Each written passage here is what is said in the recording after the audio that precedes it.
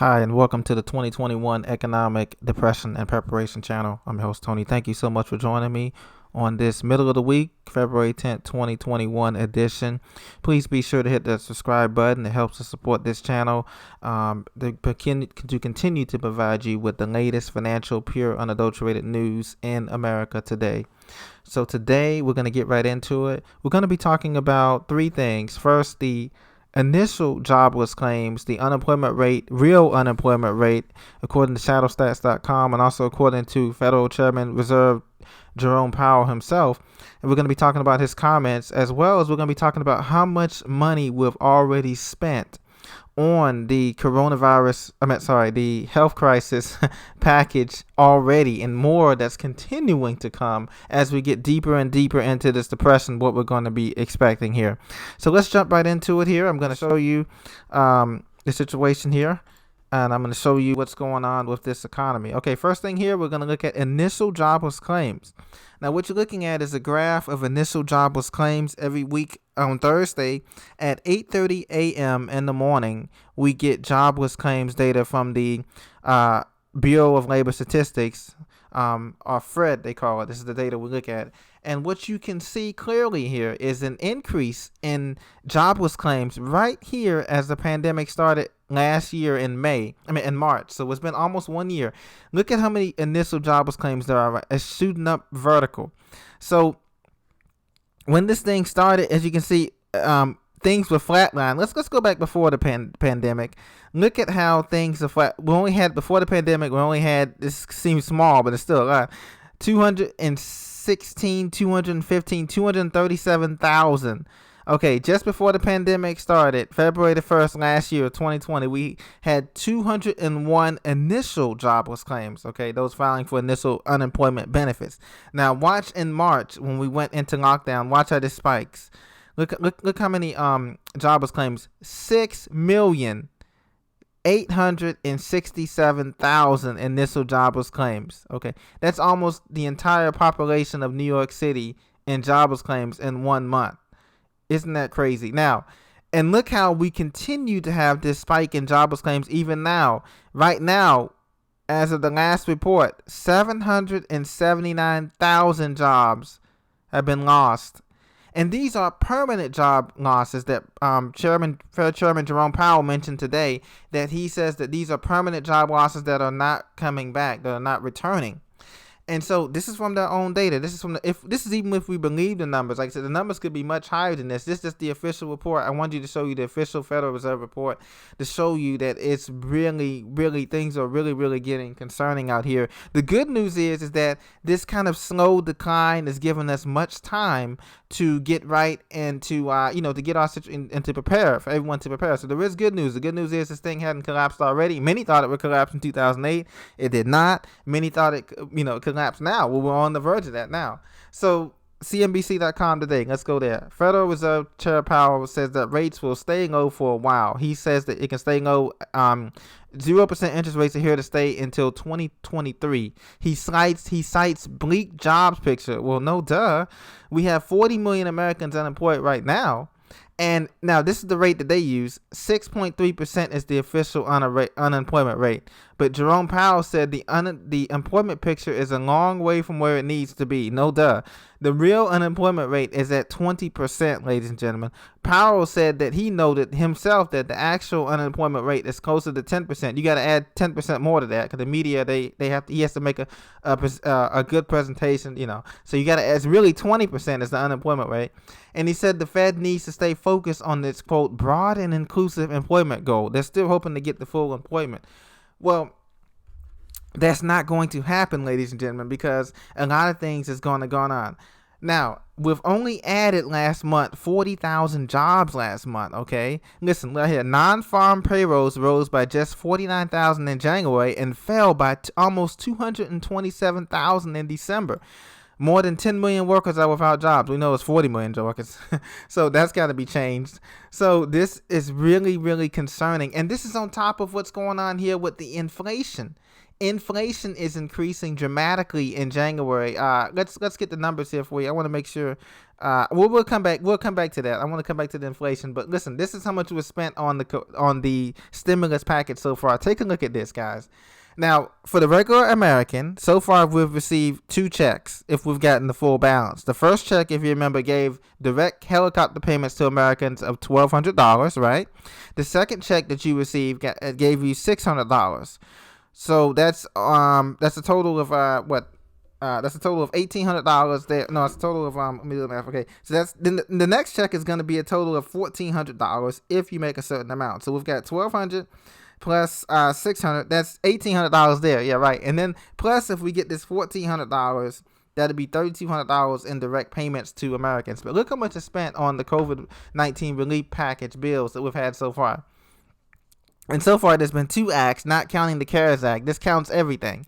So we had this Appropriations Act March 6th when the pandemic first began, $7 billion. Then we had the Families First Coronavirus Act, $17 billion. CARES Act, $2.0 trillion.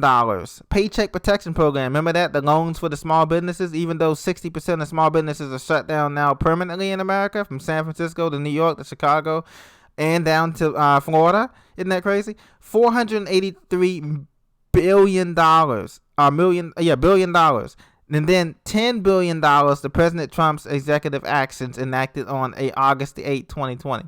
That brings the total to $2.6 trillion already spent.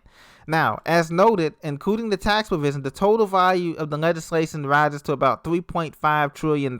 Okay, so far we've spent, highlighted here, this is their own data, according to Forbes.com and according to reports, we've spent already $3.5 trillion on this sickness relief. And now our U.S. economy is only $20 trillion. And plus this next package of $1.9 trillion, we're up to $8 trillion. And not counting the money that if I count the bailout money with that, remember, because the airlines got bailed out, retail got bailed out, hospitality got bailed out, some corporations got bailed out, and they use stock bailbacks. We're looking at $8 trillion already spent on this thing out of the $20 trillion economy that is the United States. So you can imagine that things get expensive. And he's saying that there's no inflation. Inflation is here. He said that Jerome Powell said that he doesn't mind seeing inflation rise. He doesn't mind seeing inflation rise 1 to 2% here. So I'm going to go back to that report here. I'm going to show you. Hyperinflation is coming, ladies and gentlemen, because U.S. consumer prices rise steadily in January. Look at this here. I don't know. Every time I go to the grocery store, I notice the prices are rising. Gas prices are rising. A CNBC commentator on the news yesterday said that he said in New York, he said he knows the gas price was up 3 to 4 cents. It's up everywhere nationwide, and this is not even summertime. We haven't even gotten into springtime yet, and prices are increasing on everything. And so if you have to get supplies such as anything for your snow blowers or anything for your weed eaters or anything, you might want to start getting that now, because prices are going to be going up. Consumer prices are going to be going up, and they tell us to check back for updates. Look at this. The Labor Department said on Wednesday its consumer price index rose 0.3% last month after climbing 0.4% in December. In the 12 months through January, the CPI, that's the Consumer Price Index, rose 1.4% after a similar gain in December. So that's already 3% there. Increase already. So isn't that something? So we have consumer prices going up. On top of that, we have national prices going up, but we have wages being stagnated and people losing their jobs. This is not a good sign of a booming economy or economy that's recovering into any V shape. On top of that, Fed Chairman Jerome Powell says that he's not even worried about not just the jobless claims. He's not worried about the national debt. And let's take a look at that, folks. I want to take a look at the national debt clock here while we're here. He says he's not worried about the national debt. He said we need to worry about this pandemic and then worry about the national debt later. But look at this. If you go to usdebtclock.org, look at this national debt. Remember, I've been telling you in earlier videos. Here it is right here.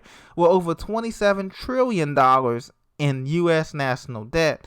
That's over $85,000 per citizen, okay? Per taxpayer, that's $230,000 per taxpayer. We can almost buy a house for that price. But look at the cost of housing. Look at how things are rising here. Let me show you the price of average houses here. Let's see if we can find it here. Here we go. Median income in the United States is only $35,334, right? The price of a median home, here we go. New median home, $326,883. That's the price of a median new home in America right now. So everything is going up. If you must purchase things now, you might want to do it this year, before this year ends, because even though we're going to have low interest rates, hyperinflation is going to kill a lot of our dollar supply. And so if you're thinking about buying a big ticket item like a home or a car, not a new car, a used car, like Dave Ramsey says, if you can get something, that you can pay cash for, you might want to do that now, because things are only going to get crazier and inflated here. The stock market is in the bubble. Bitcoin, crypto's in the bubble. Gold and silver is being suppressed. The price, it's just a lot going on. And this is what I want to show you. So with this amount of debt, think about it now. They're taking in less tax revenue here. This is the tax revenue, right? The states are taking in less corporate tax. The state's taking in less corporate taxes and everything, because Tesla and all these big companies, billionaire, trillionaire companies, are moving out of California. They're going to cheaper states. They're moving out of New York. They're moving to Texas and Florida. This is going to be disastrous, and this is just the beginning, ladies and gentlemen. And that's why I stress it's so better to prepare, to be diversified in your assets.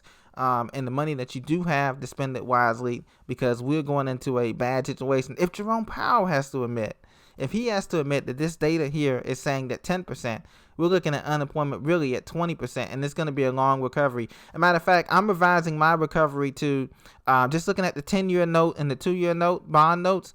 I'm thinking this is going to be a 15-year recovery period starting from this year, that till we fully recover, to all the sectors of the economy fully recover, from hospitality to retail to business to manufacturing especially. Even if we go into, my last point is this, even if we go into this automated system, automated reality that we're going into, this new digital economy that everybody's bragging about, you have to understand, you still need production. You still need consumer. The U.S. consumers still need production, even though we're going to have robots and stuff. You still need the human ingenuity and production to run this stuff and to fix these robots and whatever else they're going to have, even in a cashless digital society or economy that people are dreaming of, that we know is coming. And another last point is that the automakers, did you guys see that about today, about Ford automakers? And the chips, there's a chip shortage. There's going to be a supply shortage that's just going to absolutely kill this U.S. economy. Not only just on microchips for cars, because they're making the switch to electric cars like the Jetsons now, but there's going to be a shortage on food, medicine coming from India and Singapore and Thailand, clothes. So if you need these essential day-to-day items of I would stock up on these items now before the price goes up in summer and fall, because prices are going to go up on everything, not because of just inflation, but because there's going to be an actual supply shortage. As the chip makers, there's going to be a shortage for these vehicles being made. So Ford, GM, Chrysler, even Honda and Toyota, these Japanese automakers, are experiencing chip delays, and so they're not selling as many cars. Well, new cars weren't selling that off the lot anyway. The last year or two, they've been down 30% according to the notes. But we just want to give you a heads up that you might want to start stocking up on these things now, because prices are going to continue to rise. And Jerome Powell says that, even Federal Chairman Jerome Powell says that he's going to let inflation run up to 3%, but that's going to be, the real inflation is going to be 8 to 10 to 12%. And since our incomes are not rising, it behooves us to stock up on food, water, medicine, clothes, and generate whatever we need to survive, because it's going to be obviously this is going to be a long-term thing, regardless of when we get the vaccines into us or not. And so that's the message for today. If you have any comments, please let me know what you're seeing in your area. I'm seeing prices rise in my area on gas, food the most, and I'm also seeing less people out just kind of shopping and all that kind of stuff. And so let me know what you're seeing in your area. I'd be very curious to know how it's going, and be safe, and God bless you till we talk again. Thank you.